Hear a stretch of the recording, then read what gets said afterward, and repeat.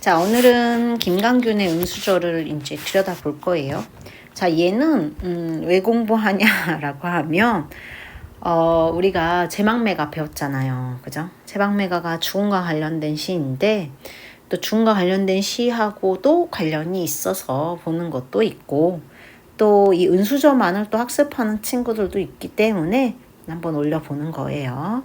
자, 잘 듣고 잘 정리해서 시의 전반적인 내용을 잘 숙지하고 있도록 하시고 또 시에서 이제 중요한 부분은 은수저의 기능이라든가 또 시에 나타난 화자의 정서라든가 또는 시어의 의미들 뭐 방속이라든가 들창이라든가 들길이라든가 하는 애들의 의미를 잘 살펴볼 필요가 있다라고 볼 수 있을 것 같아요. 자, 은수저 김강균 산이 저문다 노을이 잠긴다 이렇게 나와 있어요. 자, 산이 저물고 노을이 잠긴다.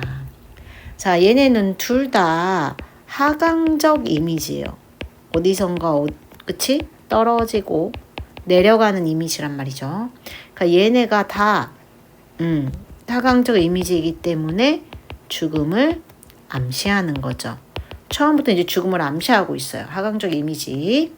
저녁 밥상에 아기가 없다. 아, 벌써 우리에게 정보를 주네. 저녁 밥상에 있어야 할 아기가 없어. 그 아기가 지금 죽었겠죠. 근데 우리 죽었다고 쓰기보단 부재했다. 지금 자리에 없다. 이거를 암시하는 거예요. 아기가 앉던 방석에 한 쌍의 은수저만 덩그러니 있는 거야.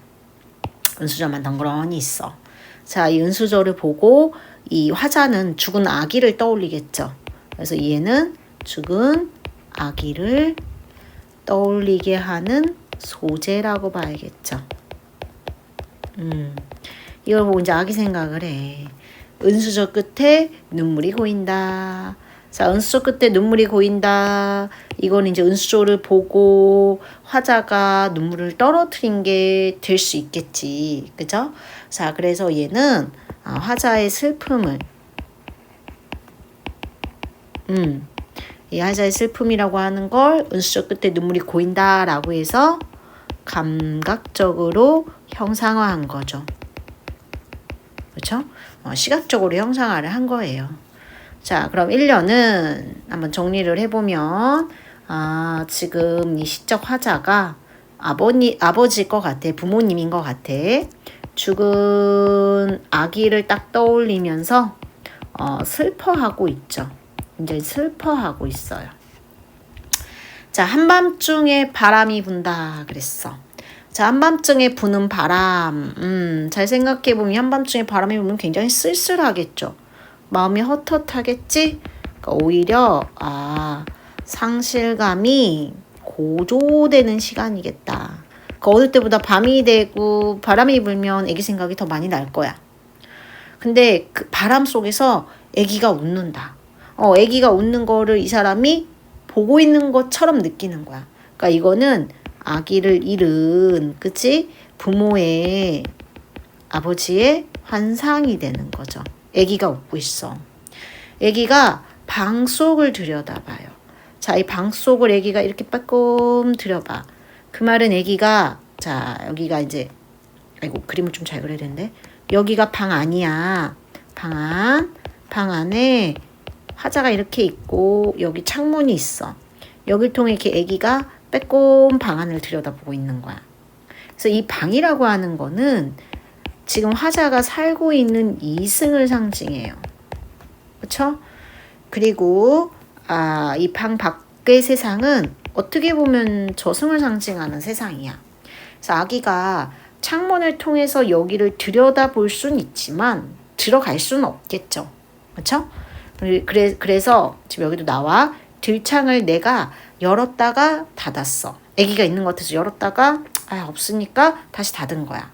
그럼 이 들창은 뭐냐 그랬을 때 아기하고 화자인 나를 연결해주는 연결해주기도 하지만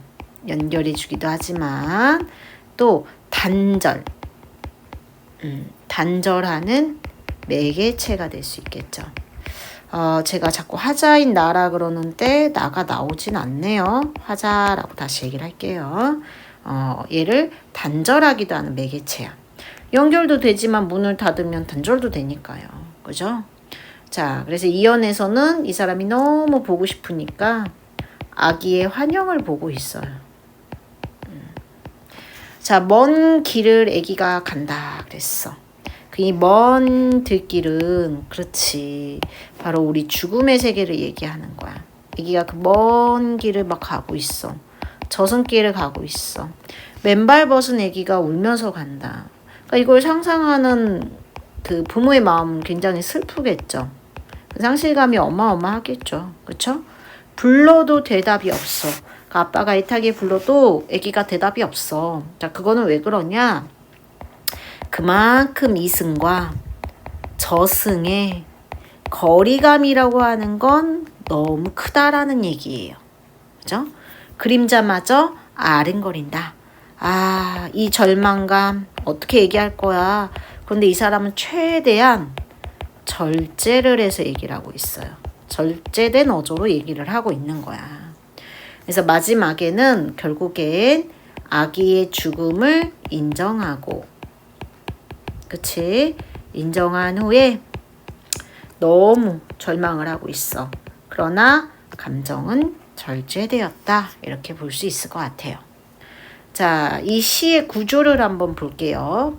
자, 이 시에서는요, 세 가지 배경선이 있다라고 볼 수 있을 것 같아요. 맨 처음에 방속이라고 하는 공간. 이 공간은 화자가 속한 이승, 즉 삶의 세계를 상징하고 있어요. 자, 그럼 지금 아기가 있는 공간은 사실 바뀐 들길인 거예요. 들길은 아기가 있는 공간이고 바로 저승, 죽음을 상징하는 공간이에요. 그럼 이 둘을 연결해주는 매개체는 뭐냐는 거야. 아까도 얘기했듯이 이 둘을 연결해주는 매개체는 바로 들창인 거예요.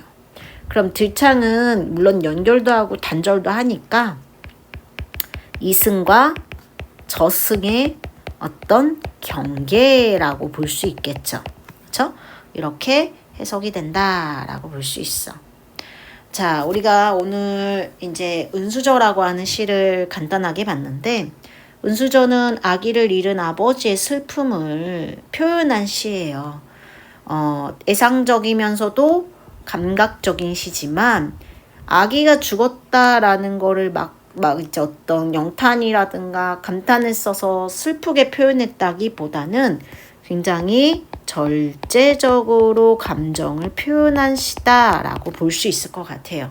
우리가 이런 부분들 조금 놓치지 않고 제대로 보는 게 중요하고, 원래 이렇게 죽음 관련된 시들은 다른 시하고도 연계해서 보는 게 중요하다.